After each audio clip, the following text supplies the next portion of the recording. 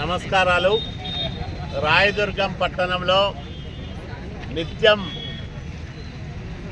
వివిధ అభివృద్ధి కార్యక్రమాలకు భూమి పూజలు చేస్తూ ఉన్నాం. మొదట్లో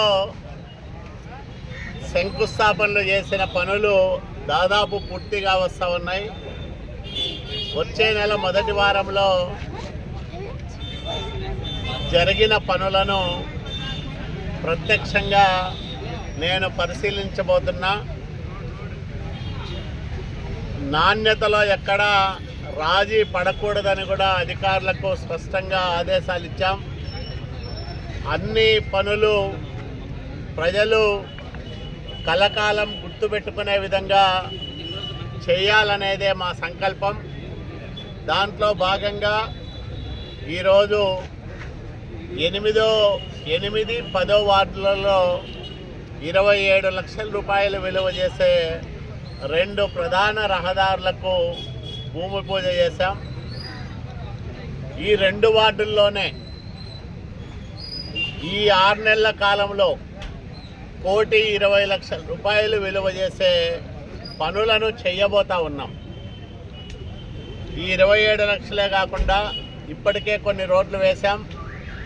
ఇంకా చేయాల్సిన పనులతో సహా 8వ వార్డు 10వ వార్డులోనే 1,20,00,000 రూపాయలు ఖర్చు పెట్టబోతా ఉన్నాం. ఎక్కడైతే ప్రజల అవసరాలు ఎక్కువగా ఉన్నాయో, ఎక్కువ మంది ప్రజలు ఎక్కడైతే రోడ్డు లేకుండా డ్రైన్ లేకుండా ఇబ్బంది పడుతూ ఉన్నారో ఆ ప్రాంతాలకు ప్రాధాన్యం ఇస్తూ ఉన్నాం. ఇప్పుడు మీరు చూస్తూ ఉన్నారు 10వ వార్డులో ఇది చాలా ముఖ్యమైన రోడ్డు. ఈ రోడ్డును మా మాజీ కౌన్సిలర్ లావణ్య గారు, అలాగే లోకేష్ గారు, మా వార్డు పెద్దలందరూ కూడా నిర్మించాలని కోరడం జరిగింది. దాంతో ప్రతిపాదనలు సిద్ధం చేసి ఈ రోడ్డు నిర్మాణాన్ని చేస్తూ ఉన్నాం. ఇట్లా రాయదుర్గం పట్టణంలో అనేక అభివృద్ధి కార్యక్రమాలకు వివిధ మార్గాల్లో నిధులు సేకరిస్తూ ఉన్నాం. ఇప్పటికే ప్రత్యేక గ్రాంట్ ఒక 3 కోట్ల రూపాయలు తీసుకొచ్చి పనులు ప్రారంభం చేశాం. 15వ ఆర్థిక సంఘం నిధులను ఉపయోగిస్తూ ఉన్నాం. మరో 3 కోట్ల రూపాయలకు అనుమతులు వచ్చాయి. త్వరలోనే వాటికి కూడా శంకుస్థాపనలు చేయబోతూ ఉన్నాం. ఇవే కాకుండా 23 కోట్ల రూపాయలతో డ్రైనేజీ నిర్మాణానికి ఒక 4-5 నెలల్లో శ్రీకారం చుట్టబోతూ ఉన్నాం.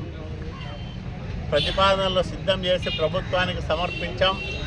మంత్రి నారాయణ గారు కూడా హామీ ఇచ్చారు, ఇవి తప్పకుండా చేస్తామని. ఆ రకంగా మున్సిపాలిటీకి అందే రెగ్యులర్ గ్రాంట్లు కాకుండా అదనంగా ప్రభుత్వం నుంచి వివిధ మార్గాల్లో నిధులు సమీకరించి రాయదుర్గం ప్రజల అవసరాలు తీర్చడానికి పెద్ద ఎత్తున అభివృద్ధి కార్యక్రమాలు చేస్తూ ఉన్నాం.